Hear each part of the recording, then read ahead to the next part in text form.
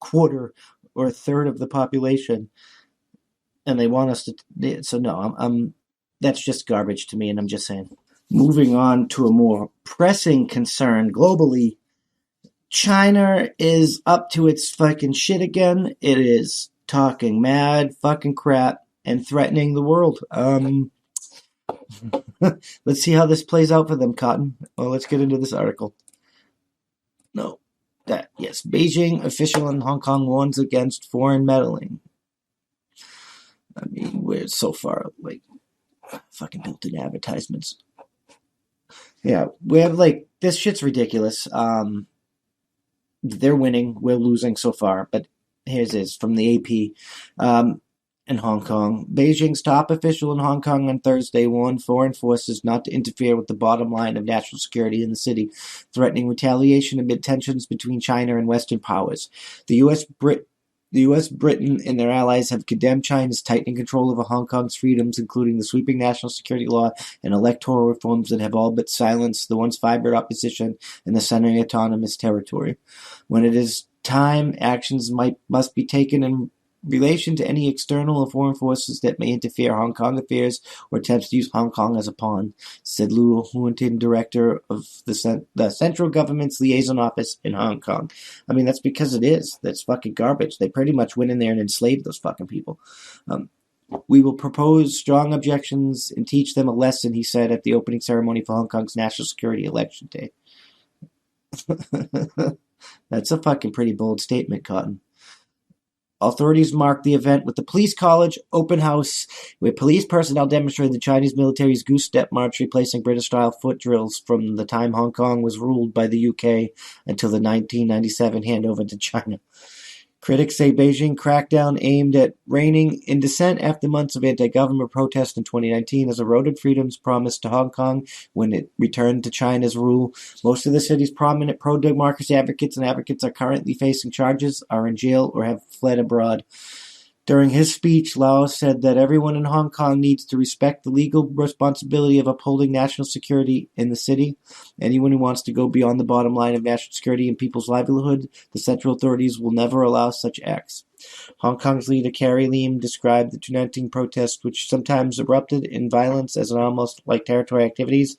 She also called efforts by those advocating Hong Kong's independence and self-determination a huge safety risk, as the goal was to snatch power from the government. Of course it's a safety risk for the government, because they could inspire more and you could lose your fucking communist dictatorial fucking power. I hate fucking authoritarian trash. If this is not stopped, the national sovereignty, security, development interests will be affected, so this is an unprecedented crisis, she said. The national security law in Hong Kong immediately restored stability in the society. No, it destabilized Hong Kong. Liam also said that public offices in Hong Kong have an important responsibility in safeguarding national security. In schools, students were encouraged to take part in activities including national security mosaic walls with photos of students' faces to teach that people should work collectively to protect their homeland. Indoctrination camps. Authorities also encouraged schools to hold flag-raising ceremonies, play the national anthem, and distribute procedures, and stress the importance of national security. So China's up to their own shitbaggery again. They're seizing power and probably killing people in Hong Kong and being authoritarian trash. They have Uyghur Muslims in concentration camps, and they're starting to threaten Uyghur Muslims outside of China.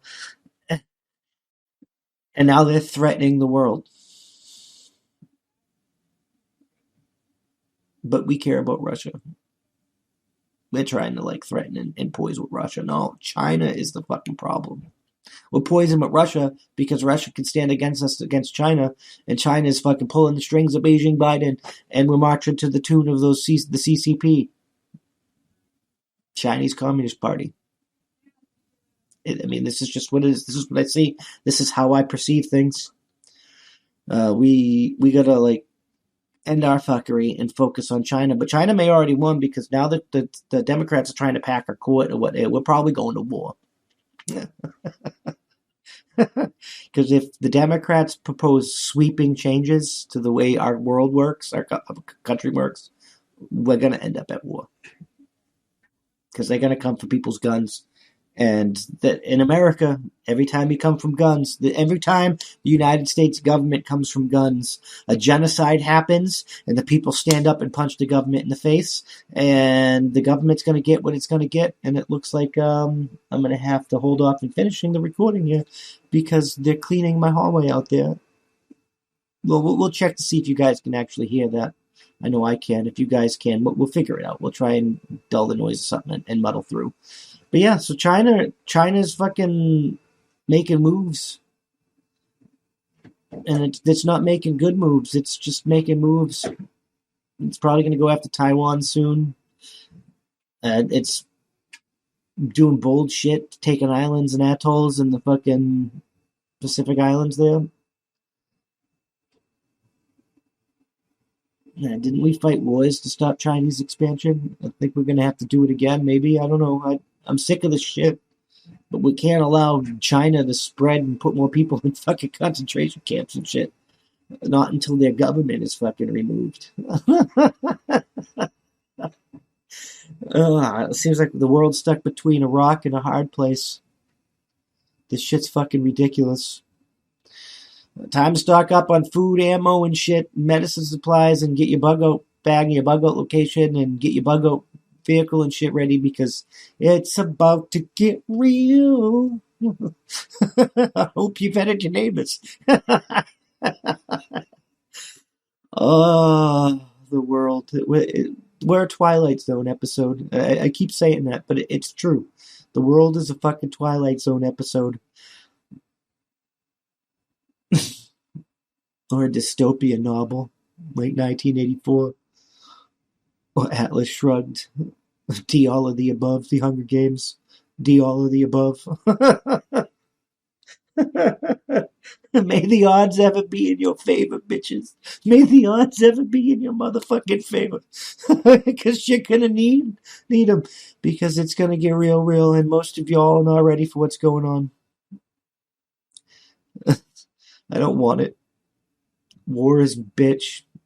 I'm intimate with our fucking consequences and shit. And it's like, I accept that it's probably inevitable, but it's not something you truly want. It really isn't. And we should probably find a better way, which we probably can't. But we should probably do it. I'm just saying. Moving on to the final topic. Oh, there we go. Finally, it's fine. Moving on to the final encoding preset.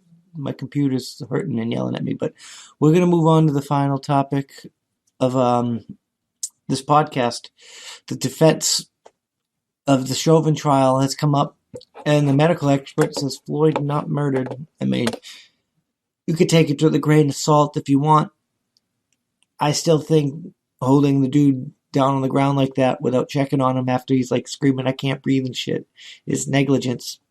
But that's me. But let's get into this. That's CNN, so take it for a grain of salt, right? No, we don't need that there. Former medical examiner says Floyd died due to his heart disease, not Derek Chauvin. I don't know if you believe that or not, but Maryland's former chief medical examiner testified for Derek Chauvin's defense on Wednesday that George Floyd died due to his underlying heart disease, not the police restraint. Here's his actual statement. In my opinion, Floyd had a sudden cardiac arrhythmia due to his atherosclerosis and hypertensive heart disease during his restraint and subdual by the police. Yeah, that means it was exacerbated by it. It played a contributing factor, if that was the case, said Dr. David Fowler, a forensic pathologist who retired as Maryland's chief examiner at the end of 2019. Floyd had narrowed coronary arteries known as the arteriosclerosis and an enlarged heart due to his high blood pressure or hypertension. Fowler said Floyd's fentanyl and methamphetamine use and a tumor known as a paraganglioma were other significant conditions that contributed. Yeah, it was all like a amalgamation. I don't think Chauvin murdered Floyd, but it was definitely negligent homicide. Dr. Flower also put forth a novel argument that carbon monoxide from the squad's exhaust may have contributed to his death. But in cross-examination, he conceded that he did not have any data or test results to support the theory that there was no finding of injury due to carbon monoxide. When asked how he knew the vehicle was even, you can see that the data results support the theory. Okay. Fowler said he noted water was dripping from the tailpipe, which indicated to him that it was running. Dr. Fowler theorized that the carbon monoxide from the squad car may have contributed to Floyd's death. Yeah. All right. All right. Then the cops are kind of responsible. Isn't that right? You're responsible for your equipment and shit and the health of your person in the field. Position asphyxia, as the term is used in court today, is an interesting hypothesis and unsupported by experimental data, he testified. In all, Dr. Fowler said Floyd's death should be classified as undetermined rather than homicide because there was so many competing clauses. Okay, so yeah, that negligence. Like it classified as undetermined because that was competing for cause. So yeah, negligence. Boom. The testimony cuts as the prosecution's argument, bolstered by 5 separate medical experts, that Floyd's primary cause of death was low oxygen due to Chauvin's states of a handcuffed Floyd in the prone position, known as the positional asphyxia.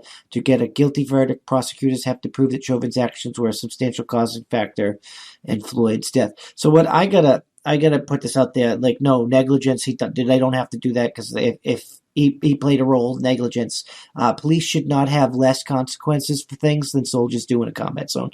Dr. Flowers' analysis took up the entirety of Wednesday's testimony. I mean, seriously, we should treat our own fucking people with the same, if not greater respect than we treat our enemies. The fact that we treat our own people worse than we treat our enemies is absolute garbage. Dr. Fowler took up the entirety of Wednesday's testimony. A day earlier, 6 witnesses testified for the defense, including the use of force experts, and Chauvin's actions were justified. Several other witness testimonies spoke of Floyd's drug use, particularly during a prior arrest in May 2019. Together, the witnesses furthered the defense's 3 main arguments in the case: that Floyd died due to the drug and health problems, that Chauvin's use of force was ugly but appropriate. He held it too long. 8.5 minutes is ridiculous. He should have assessed the dude's fucking health. Chauvin's use of force was ugly, and that hostile crowd of bystanders distracted Chauvin. I mean, I guess that could play a factor. The prosecution rested in case Tuesday morning after calling 38 witnesses over 11 days. He's going to get acquitted, and shit's going to fucking go crazy to prove that Chauvin uses excessive unreasonable force when he nailed on Floyd's neck. And back 9 minutes, 29 seconds last May, their case relied heavily upon multiple videos of Chauvin's actions analyzed by police experts and medical testimony as to how Floyd died. Chauvin, 45, was pleading not guilty to second-degree unintentional murder, third-degree murder, and second-degree manslaughter charges. The defense's case is expected negligent manslaughter, I think, is true. The defense's case is expected to last only a few days, and closing arguments are expected for Monday, Judge Peter Cahill said, but he's probably going to get acquitted.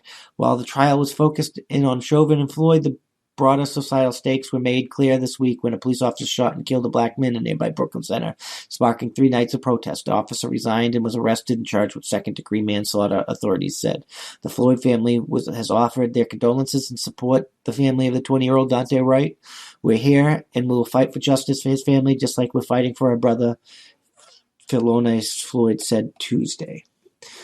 This shit's just fucking garbage. How did they think that would be a good idea? Dr. Fowler testified during the trial. Former Minneapolis police officer Derek Chauvin on April 14th in cross-examination. Prosecuting attorney Jerry Blackwell sharply questioned Dr. Fuller, repeating cutting the doctor's attempts to longer answers. How are you going to even attempt to pull a gun on a fucking... This is just ridiculous. Yeah, the cops are just making shit worse here with this Dante Wright shit. Last week, Dr. Martin Tobin, a pulmonologist, testified for the prosecution that Chauvin's actions narrowed Floyd's hypopharynx. Last week, Dr. Martin Tobin, a pulmonologist, testified for the prosecution that Chauvin's actions narrowed Floyd's hypopharynx as a part of the throat that air passes through. Dr. Fowler said he watched the testimony and went to search for more information but found none. It's not something I have ever heard of, he said. He also conceded he is not a pulmonologist and did not try to calculate how much air was in Floyd's lungs between breaths, a key part of Tobin's. Yes, negligence. It's definitely negligence. Dr. Fowler was unable to identify the point at which Floyd suffered a sudden cardiac arrest And he said he did not notice that Floyd's voice grew thicker and quieter at times went on. He also said he agreed that Floyd should have been given immediate medical attention. See, he agreed. Negligence, bro. The